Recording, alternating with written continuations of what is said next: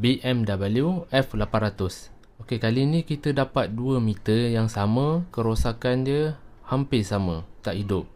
Tapi selang lebih kurang sehari atau 2 hari, meter tu sampai kat kita. Bila kita buka, kita troubleshoot, kita nampak ada satu kapasitor yang dah terbakar dan ada track yang terputus. Alhamdulillah, kita ada lagi 1 meter tu, kita boleh check dia punya kapasitor berapa value. Kita gunakan alat ni untuk measure berapa nilai kapasitor tu. Kapasitor tu nilai dia 100 nanofarad. Farad ni unit untuk kapasitor lah. Dan Alhamdulillah kita berjaya baiki.